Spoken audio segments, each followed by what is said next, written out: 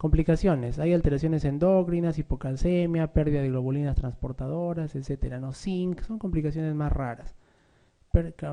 Alteraciones cutáneas como palidez y edema, por los propios edemas dan una sensación de palidez o si hay insuficiencia renal crónica ya puede haber disminución de eritropoyetina, ¿no?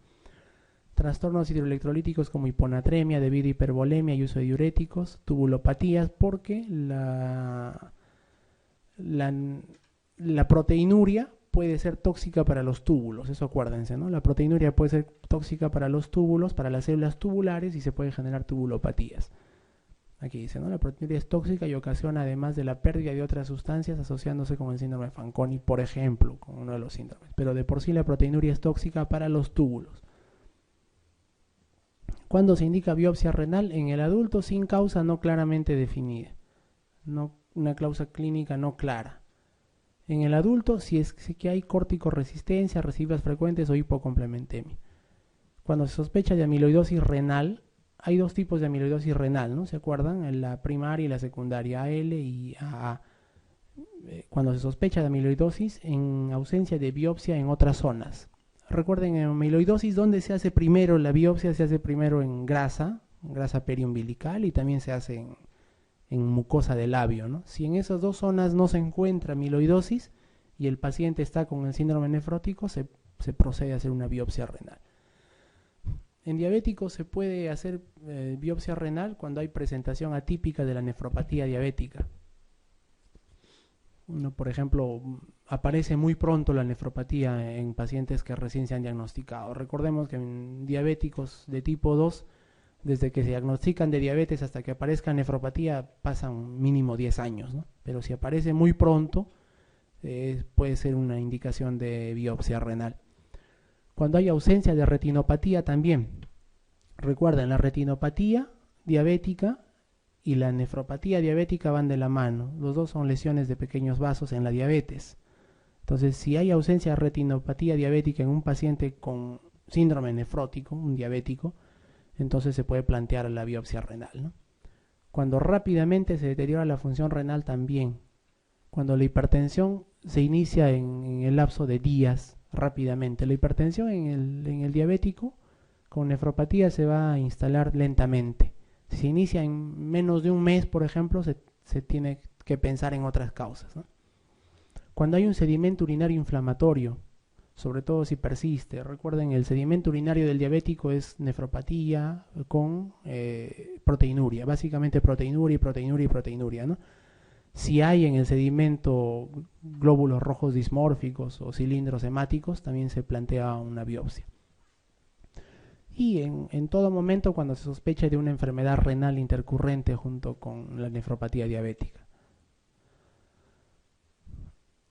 Eso es una clasificación de las glomerulopatías primarias, es una clasificación sencilla, ¿no? Que lo divide en tres grupos. Las glomerulopatías que se presentan con síndrome nefrótico, como ya hemos visto, por un lado. Hacia el lado de abajo, las que se presentan predominantemente con síndrome nefrítico. Y en medio, las nefropatías o glomerulopatías que se presentan de manera variable, ¿no? Con un poco de cada uno o con ciertas características especiales. Con síndrome nefrótico básicamente dijimos lesiones mínimas en niños, ¿no? Lo más frecuente, 80%, 85% lesiones mínimas en niños como causa de síndrome nefrótico. Glomerulosclerosis focal y segmentaria, esta es la que estamos asociando a obesidad. La glomerulitis focal y segmentaria se está asociando a obesidad y a hiperfiltración, ¿no? Por ejemplo, cuando un paciente tiene un solo riñón, puede desarrollar en el riñón que le queda glomerulosis focal y segmentaria, ¿no? O cuando tiene ya por ejemplo, en la diabetes mellitus hay hiperfiltración. En el caso de nefropatía diabética, ellos también pueden desarrollar glomerulosclerosis focal y segmentaria, ¿no? Y la nefropatía membranosa, que es la que dijimos que se asocia a VIH, ¿no? Y a otro grupo grande de enfermedades, también en enfermedades autoinmunes y de manera primaria. Con presentación variable, aquí tenemos dos. La nefropatía por IgA, que básicamente se presenta con hematuria. Entonces, un adulto que viene con hematuria, es más característico de nefropatía IgA. Y glomerulonefritis membrano proliferativa, ¿no? Que es en la cual hay proliferación bastante de la zona del mesangio, ¿no? Y con síndrome nefrítico, ya hace un rato hemos estado hablando de la glomerulonefritis aguda posinfecciosa. La forma más conocida es la postestreptocócica y la rápidamente progresiva. Se llama rápidamente progresiva esta porque nos puede llevar a insuficiencia renal en cuestión de semanas o un mes o 2 meses, ¿no? Va dañando rápidamente. También tiene otro nombre, recuerdan, la glomerulonefritis en semilunas, ¿no? Rápidamente progresiva o en semilunas, o increscendo también se llama. Bueno, nefrosis lipoidea o de cambios mínimos en los niños, ¿no? Causa más frecuente síndrome nefrótico en niños, dijimos hasta 80%. Bastante benigno y se caracteriza por pérdida difusa de los podocitos. Los podocitos, o sea, los pies de estas células que están por fuera de la membrana basal, se van fusionando. Esto solamente se demuestra con microscopía electrónica, no se va a poder ver a la microscopía óptica ni a la inmunofluorescencia, no se va a ver nada. Por eso se llama cambios mínimos. La incidencia máxima está entre 2 y 6 años y puede aparecer después de una infección respiratoria o de una vacunación.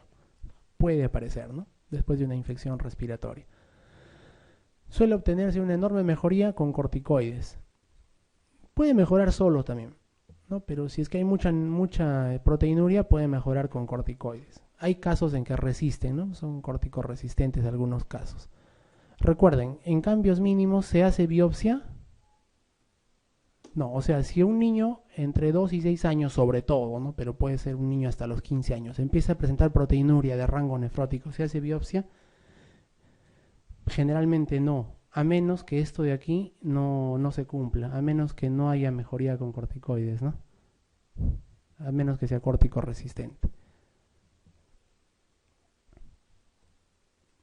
Varios aspectos, dice, en la etiología apuntan a una base inmunitaria, pero no se ha demostrado que se acumulen ni inmunoglobulinas, ni inmunocomplejos, nada de eso, pero algunos aspectos pueden apuntar, ¿no?, a esta base inmunitaria. Puede haber algún trastorno inmunitario que produzca una sustancia que no se conoce hasta ahora, que sea la responsable de lesionar las células epiteliales. Recuerden, las células epiteliales viscerales, estamos hablando de los podocitos, ¿no?, y que produzcan proteinuria. Se van a desprender las células epiteliales ya que hay una menor adherencia a la membrana basal, lo que también produce pérdida de proteínas.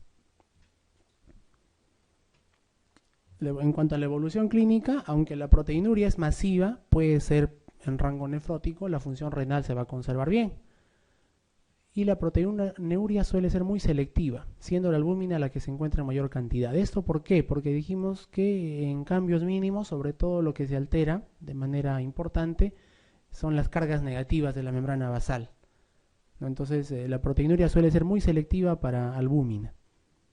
Más del 90% de los niños mejora rápidamente con el uso de corticoides, inclusive no necesitando dosis altas, ¿no?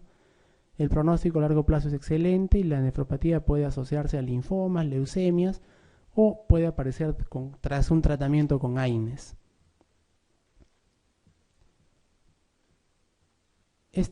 La glomerulopatía focal y segmentaria, ¿no?, es una proteinuria sin repercusión bioquímica. Miren, ojo, la focal y segmentaria suele caracterizarse, no siempre, pero suele caracterizarse en la mayoría de casos por proteinuria sin repercusión bioquímica. O sea, ¿qué significa? Proteinuria sin necesidad de que el paciente tenga hipoalbuminemia y también sin necesidad de que tenga dislipidemia. Solo proteinuria en rangos nefróticos, ¿no?, en la mayoría. Su incidencia ha aumentado, ya que hay una forma asociada a la obesidad y en todo el mundo occidental la obesidad está aumentando. Algunos la consideran como una etapa avanzada de la glomerulonefritis de cambios mínimos. Algunos consideran esto porque en algunas series de casos a personas adultas que al inicio han presentado una especie de glomerulonefritis de cambios mínimos han progresado hacia glomerulonefritis focal y segmentaria, ¿no? ¿Por qué es focal y segmentaria? Es focal porque en algunas zonas, o sea, grupos de glomérulos se alteran y es segmentaria porque de este glomérulo un pedazo nomás se altera, ¿no? O sea, no se altera todo el glomérulo en su conjunto, sino un pedacito. El tratamiento es con corticoides. Si es resistente, se puede usar ciclofosfamida, ciclosporina, tacrolimus, etcétera, ¿no? Como van a ver, casi todos estos tienen como tratamiento corticoides. Causas de la glomerulonefritis focal y segmentaria. Causas genéticas, primarias o idiopáticas, ¿no? Puede haber factores circulantes, dicen. Y hay causas secundarias que son las más importantes, ¿no? Dentro de las secundarias se describe como hiperfiltración, la causa más importante, como dice aquí, por reducción de masa renal, o sea, cuando hay poca masa renal para nuestro cuerpo. Agenesia renal, por ejemplo, o riñones pequeños hipoplásicos, cuando hay reflujo vesicuretral, ¿no? Oligomeganefronia, o sea, funcionan mal con hígados grandes, destrucción o resección masiva del parénquima renal también. Y puede haber sin reducción de la masa. En este caso hay una, digamos, una reducción relativa, no hay una reducción propia de la masa renal, pero en relación a la cantidad de peso corporal, por ejemplo en la obesidad, puede haber, ¿no? Glomerulonefritis focal y segmentaria. En la diabetes, en las enfermedades cardíacas congénitas y en la drepanocitosis. O sea, las secundarias principalmente es por hiperfiltración o por cicatrización de procesos glomerulares previos, como ciertas vasculitis, la nefropatía asociada a inmunoglobulina A, etcétera, ¿no? La preeclampsia. Hay formas colapsantes también, con la nefropatía VIH también puede ser colapsante y otras infecciones virales. Tóxicos y fármacos, heroína, litio, pamidronato. Pamidronato es parecido al ácido alendrónico, ¿no? De la clasificación primera que cursan con proteinuria pasamos a la tercera parte, la glomerulonefritis membranosa. Es la causa más frecuente de síndrome nefrótico en adultos, ¿no? En niños, otra vez hagamos hincapié, en niños es la más frecuente la de cambios mínimos y en adultos la membranosa. Acá se va a caracterizar porque hay acúmulo de depósitos. Estos depósitos electrodensos son complejos de antígeno-anticuerpo, ¿no? Complejos inmunocomplejos de inmunoglobulina en el lado epitelial de la membrana basal, o sea, hacia afuera de la membrana basal. Se acumulan inmunocomplejos. Hay engrosamiento de la pared de los capilares del glomérulo y se puede aparecer en el curso de otras enfermedades como tumores malignos, lupus, fármacos, infecciones. Entonces se habla de una glomerulonefritis membranosa secundaria. En cambio, cuando aparece sin ninguna causa asociada, se habla de primaria. Pero el 85% de las veces no se asocia a ninguna. O sea, la primaria inclusive es la más frecuente dentro de estas glomerulonefritis membranosas. Nuevamente, ¿no? Aquí tenemos la membrana basal en negro, que está revistiendo todo, los glomérulos. Y por dentro los capilares, aquí el espacio de Bowman, el mesangio en verde y los túbulos, ¿no? Y esta es la membrana basal en negro, un corte de la membrana basal en negro, hacia adentro el espacio capilar, o sea, puede ser este, ¿no? Y hacia afuera los podocitos. Entonces, en la membranosa lo que predomina es que la membrana basal se va a engrosar, ¿no? De tal manera que una característica es verla doble, así como esta, ¿no? Ya no se le ve una sola membrana, sino al microscopio se puede ver como si fueran dos membranas, ¿no? Esa es una característica anatomopatológica que se ha descrito como membrana basal en rieles de ferrocarril, ¿no? Entonces la glomerulonefritis membranosa suele tener a la biopsia renal una membrana basal en forma de rieles de ferrocarril, doble membrana basal, ¿no? Parece que fuera doble membrana basal por el engrosamiento que se produce ahí. Y los complejos que dijimos se van a ubicar hacia este lado, ¿no? Hacia el lado subepitelial, debajo de los podocitos.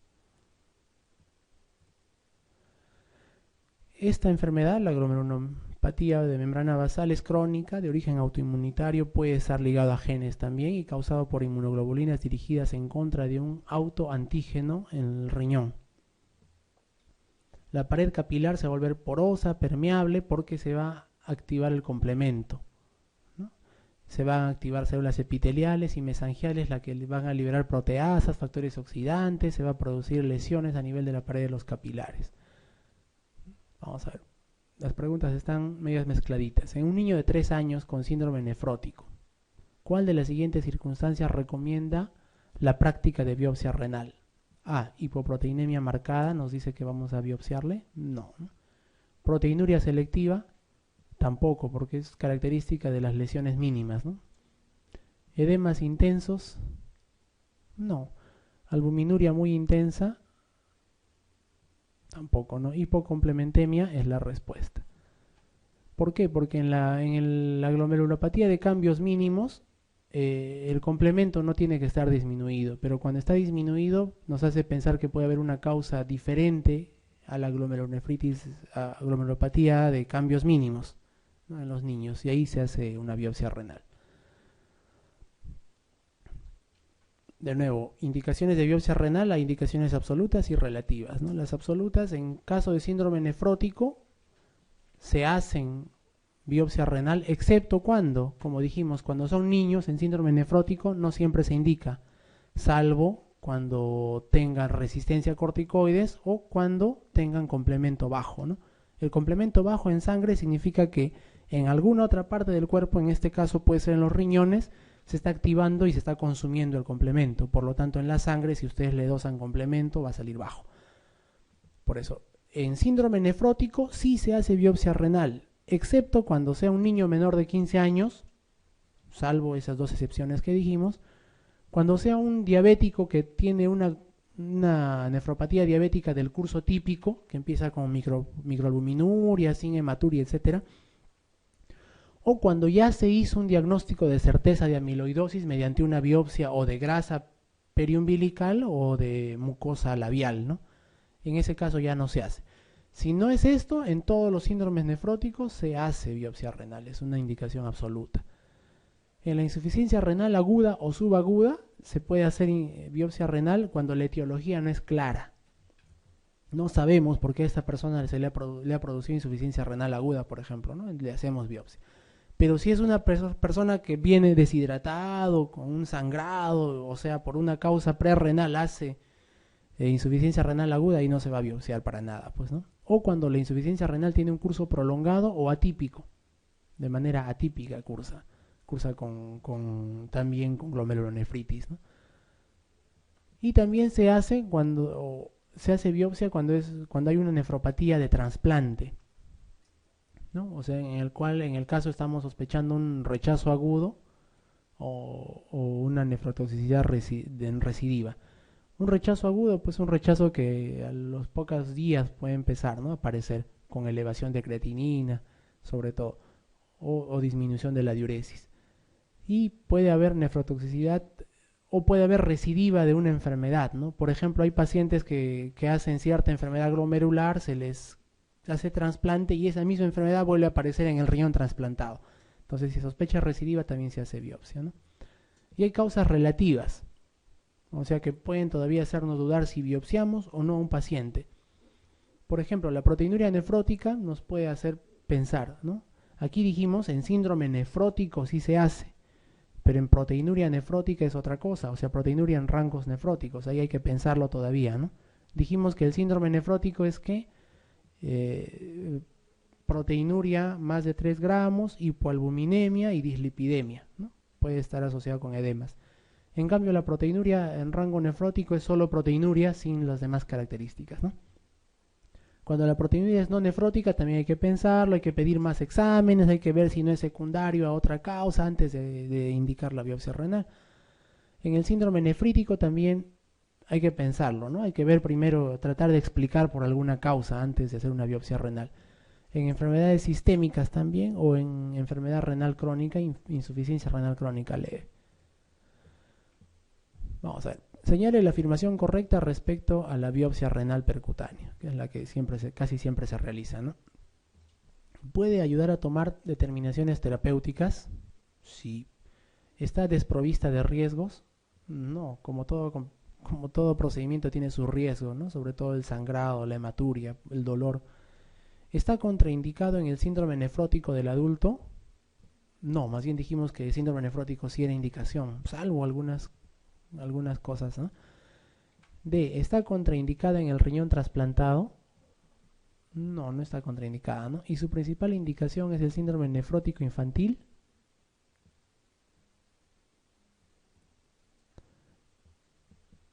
En realidad, la A es correcta, porque las demás pues, están incorrectas, ¿no? Su principal indicación es el síndrome nefrótico infantil, no, ¿verdad? En el infantil casi nunca se hace biopsia renal, salvo las dos excepciones que dijimos, cuando hay resistencia a corticoides o cuando hay complemento disminuido. Este cuadro, ¿no?, nos refleja lo que ya vimos hace un rato, que hay enfermedades que cursan con síndrome nefrótico principalmente, aquí con los signos más, y hay enfermedades que cursan con síndrome nefrítico principalmente, ¿no? Dijimos que los que cursan con síndrome nefrótico o proteinuria nefrótica son las lesiones de cambios mínimos, la membranosa y la focal y segmentaria. Y los que cursan con síndrome nefrítico principalmente están la rápidamente progresiva, la progresiva endocapilar, ¿no? Aquí también está incluido la postestreptocócica, ¿no? Y las que tienen una presentación variable, o sea, ni para arriba, ni nefrótico ni nefrítico, sino un intermedio, están la mesangiocapilar y la mesangial por inmunoglobulina A. Pero miren aquí, la mesangial por inmunoglobulina A no suele cursar con síndrome nefrótico, sino netamente nefrítico, ¿no? Esa es la característica. En cambio, las otras dos rápidamente progresivas pueden tener de ambos.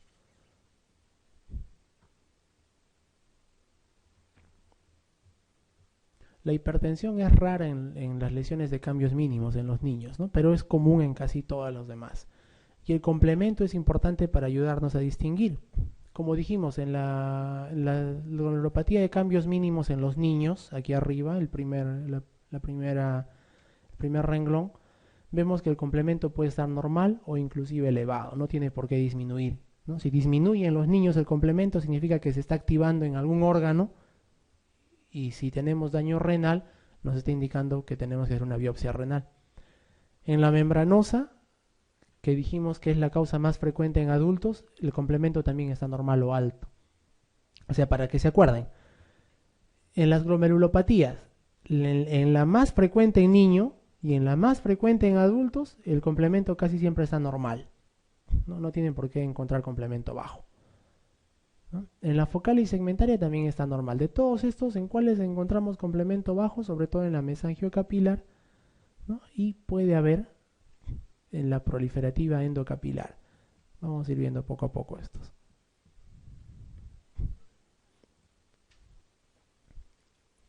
Miren esta característica todavía, nos quedamos en este cuadrito.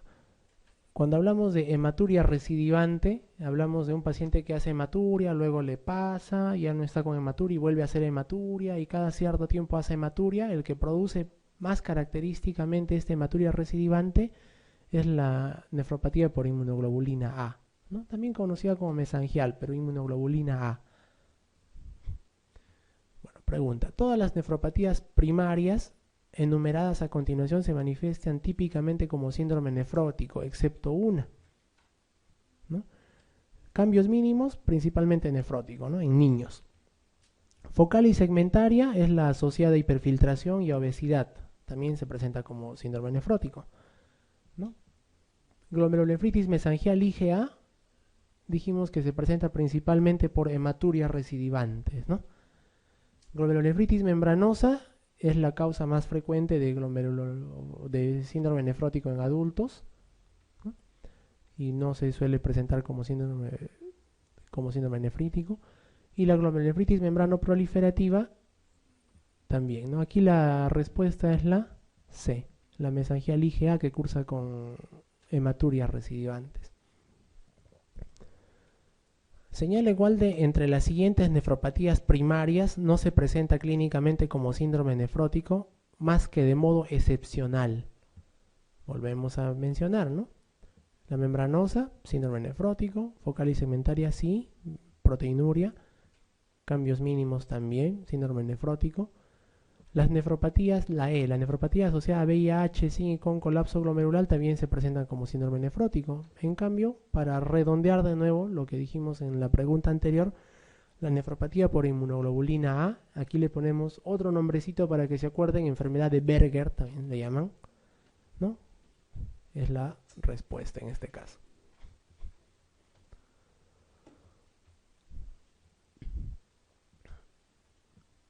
Para seguir redondeando las ideas, glomerulonefritis.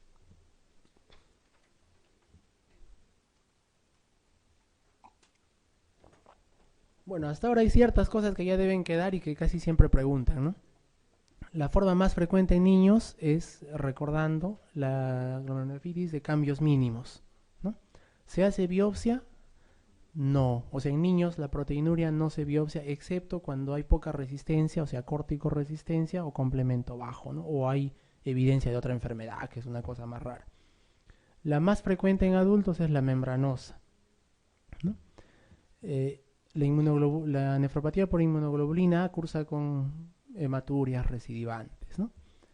Y la focalis segmentaria o esclerosis focalis segmentaria es la asociada a hiperfiltración, a obesidad, ¿no? Que está aumentando últimamente por la obesidad. Bueno, glomerulonefritis. De nuevo, inflamación y proliferación glomerular por mecanismo inmunológico, ¿no? De nuevo ya dijimos, hematuria, hipertensión arterial, edema, oliguria, proteinuria, retención nitrogenada leve.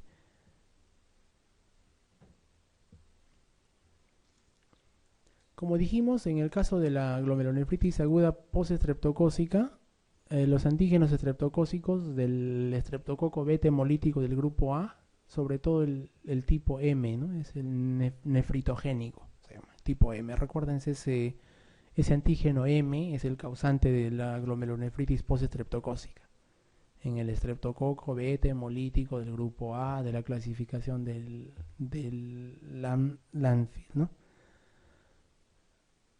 Aquí hay tipos de serotipos en faringe y serotipos en piel, ¿no? Eso no les van a preguntar, pero hay ciertos serotipos que producen más nefropatía cuando se asocian a infecciones faringeas o infecciones de piel. La cepa nefritógena, o sea, la que tiene el tipo M del antígeno, tiene un riesgo de infección de cerca del 15%. ¿No?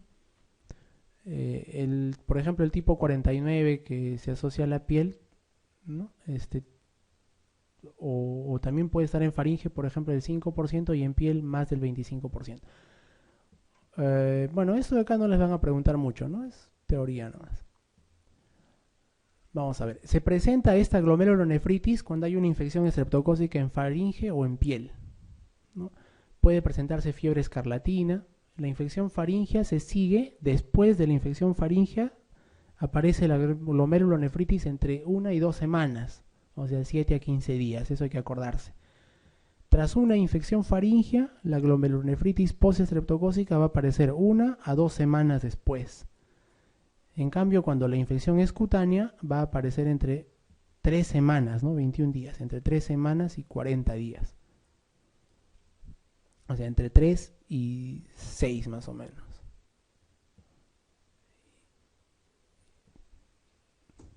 O sea, es un poquito más tardía cuando la infección es cutánea que faríngea, ¿no?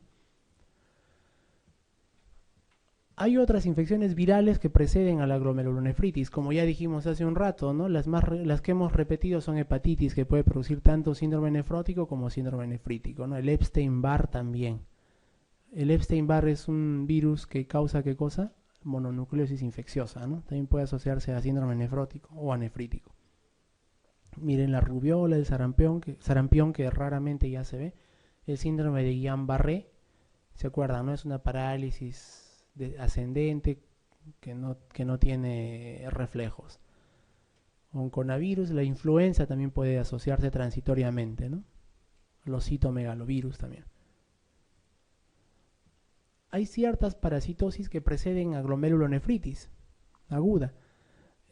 Miren, cuando hablamos de glomerulonefritis posinfecciosa dijimos que puede ser una gran cantidad, ¿no? Y de ellas la más conocida es la postestreptocócica.